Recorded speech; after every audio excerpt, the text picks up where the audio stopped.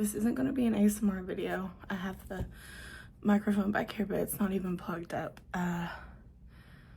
This is just like a life update video slash venting slash I don't know why I'm posting it. I'm gonna not cry. So my son has been diagnosed with Duchenne muscular dystrophy. He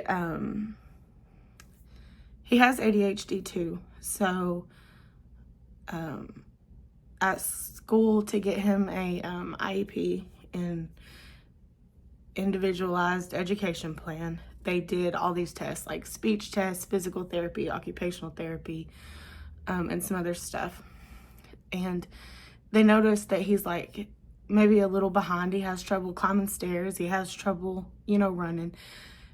And we knew these things, but it was always, we thought it was funny, quirky stuff, part of the ADHD. When he runs, he like bobbles his head around, and that was just always Cooper.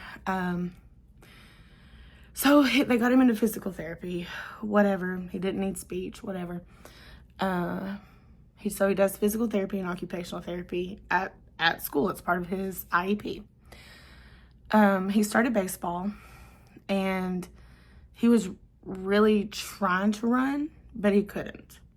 But let's go back. With the ADHD, he's always on the go. Like, he's never sat down. Like, that's just him. So in baseball, he was really trying to pay attention, and he was really trying to run, and he couldn't. So I took him to the pediatrician, and I was like, hey, can we get referred to physical therapy, because he needs more than what he's getting at school. Like he can't run. Like, there's some, like, I don't know what it is. He can't run. She says, well, let's send him to an orthopedic specialist. She's like, there's something maybe going on with his hips.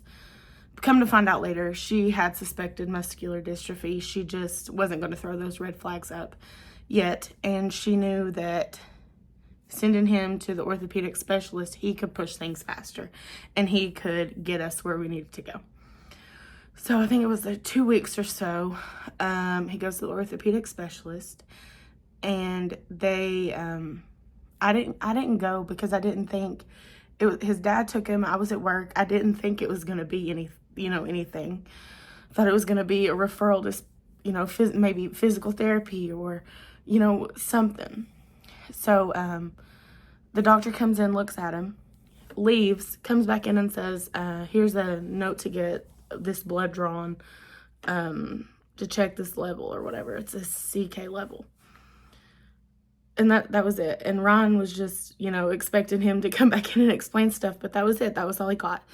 So I asked Ryan, like, what? Oh, sorry. They referred him to a neurologist and the blood work. So I called them back, left a voicemail. They called me back. I said, what, like, why is he going to a neurologist, and what is this blood work for? The blood work is your body releases something into your bloodstream when your muscles are damaged or you have an injury in them or whatever. And that's what they wanted to check for. So the day after that, I took him to get his blood drawn. And then the day after that, I didn't hear anything. So after work, I went to the medical records or whatever, and I said, I want the results, like, give me the results. So I got him, and the normal range for this carrot something is 35 to 232. And down at the bottom it said that diluted 1% Cooper's blood, 1% Cooper's blood, the rest solution, whatever. His was 30,907. So then later the doctor calls. This is looking like muscular dystrophy. So we're still waiting on the appointment for neurology at this point. Neurology comes. We go to that appointment, and they want to do a neuromuscular panel and recheck his CK level. They said we weren't going to have this was on, I want to say April the 24th. They said we're going to schedule an appointment for June 12th for the cardiologist and to go over the results. May 13th, they call me and they say, hey, we got his results back and we need you to come in tomorrow. So we went in on May 14th. He tested positive for Duchenne muscular dystrophy. There's no cure and there's no treatment. There are two things that have been that are approved. He's the variant. There's different strains of muscular dystrophy, and then there are different variants of this strain. So Cooper has Duchenne's, which is Duchenne's. Let me say it right. Which is the most fast progressing and severe one. Of course he is. So and he just turned 6 on May the 2nd. So one of them he is ineligible for because he just turned 6. And the second one he is ineligible for because of his variant that he has of this Duchenne's. So he's on a daily steroid that he will be on for the rest of his life to slow down the heart failure and the respiratory failure. Cognitively, he will remain the same. And I don't know how I feel about that, because that means he is going to... I don't know how I feel about that, because that means that he's going to understand, like, what's happened when things start getting really bad. He's going to understand what that means. There's a clinic in Memphis that he was accepted in, and there's a clinic in Nashville that he was accepted in. We're going to go to the Nashville one. It's the muscular dystrophy clinic at Vanderbilt.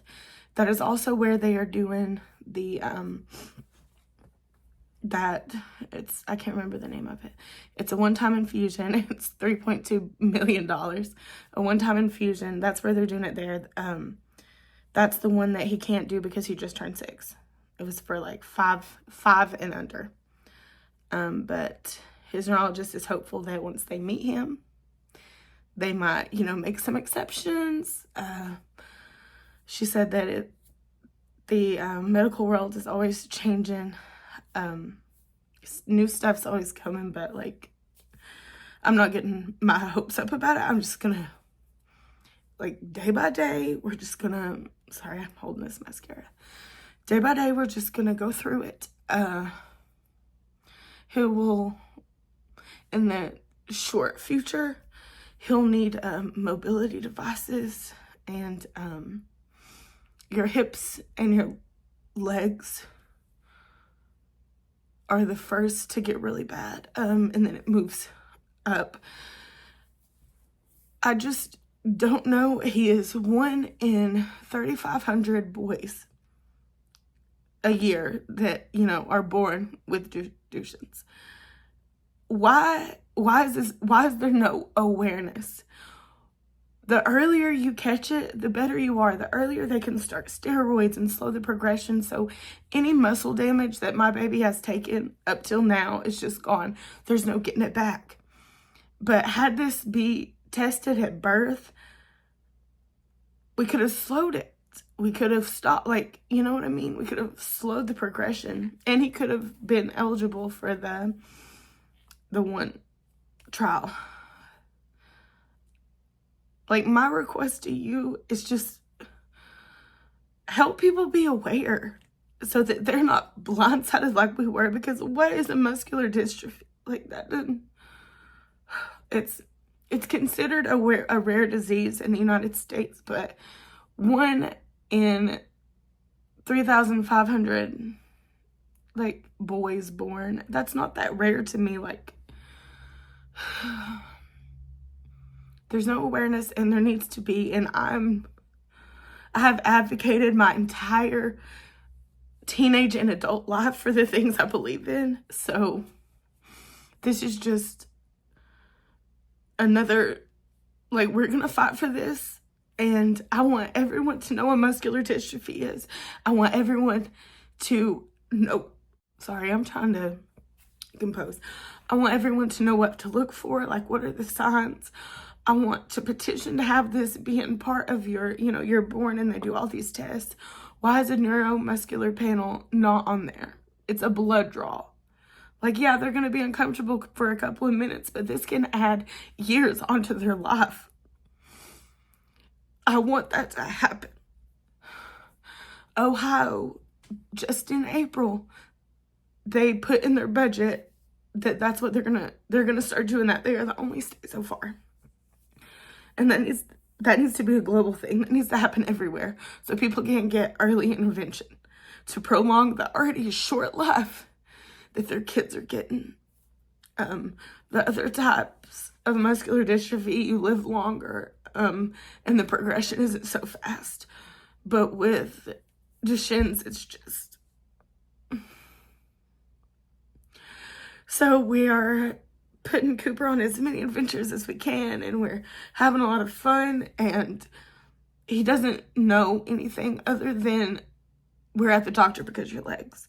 Because how do you explain to a 6-year-old you can't? We explained it as age appropriate as we can. I notified his school. We're in regular contact with his pediatrician, who is kind of the main hub for everything. And we're just, you know, your kid's born and he's healthy, and, you know, the worst thing that can, you know, nothing bad can happen to him other than like a freaking tragic accident or cancer. Nobody tells you about all these other things that you need to be aware of.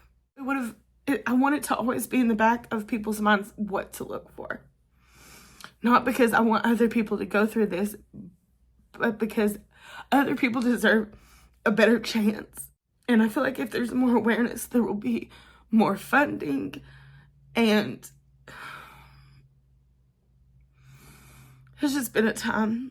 I'm gonna, like, I go through these weird, like, right now I'm in, like, this crying thing, but I'll go through these weird, like, calm and cry. So, I'm gonna try to get some videos done, and just please watch them, like, ASMR videos.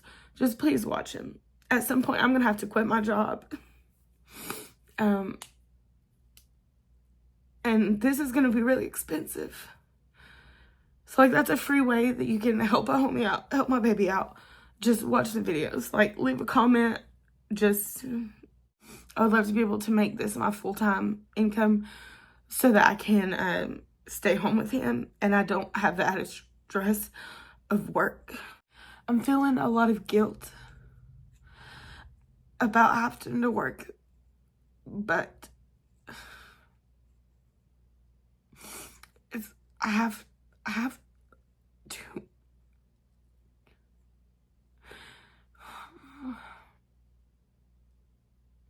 But I'm hoping to post more, and this can become a bigger income than the like $100 that I cash out every couple of months. You always hear these things happening to people, and you know, you think in your head, like, I can never go through that. I can't imagine. Yeah, you could. We are regular. We're regular people, you know what I'm saying? Like, we are regular people over here, and shit happened to us. You just don't have any other choice but to just ride this bitch out, you know what I'm saying? Do what you gotta do.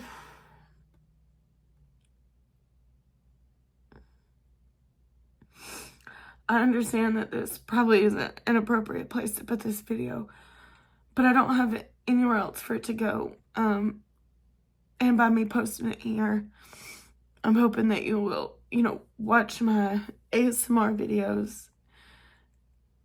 And like I said, my parents, they're amazing, as always. And they offer for us to move back home with them, of course, and they'll just move on. Or we'll just, then we'll move in. We'll move in with them, and we'll just, like, add on to their house after we sell our house. But I want to stay here as long as we can. Cooper loves his room. And I just don't want there to be, there's already going to be so many changes. I want this to be, you know, something that's always there. I remember when we moved out of the first house that my parents built, and like, I still remember that feeling. Like, I love that house, And that is how my son feels about this house. Like, it's nothing special. But he's got his own big bedroom, and his dog's here, and he's been here since he was a baby. And he just loves this house. I don't know. There's a hole in my shoulder.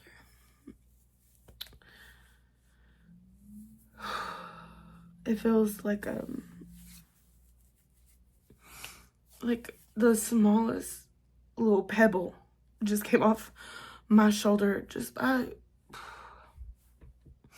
There were a couple cry breaks, but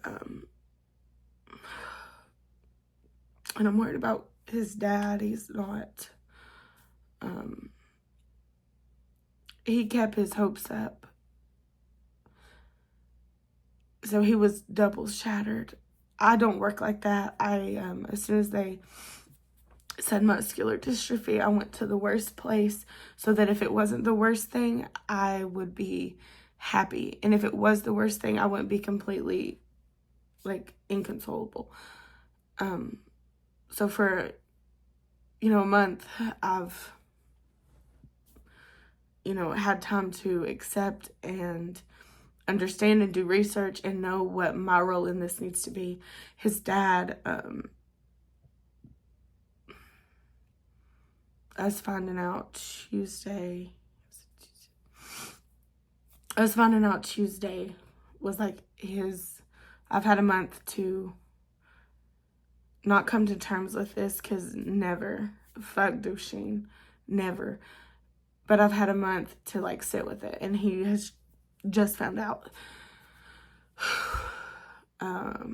My parents aren't doing well. My mom is not doing well at all. Ron's mom's not doing well. But we have a good support system. So thank you for letting me vent here. I love you guys so much. And the next one I promise will be light. It will be light.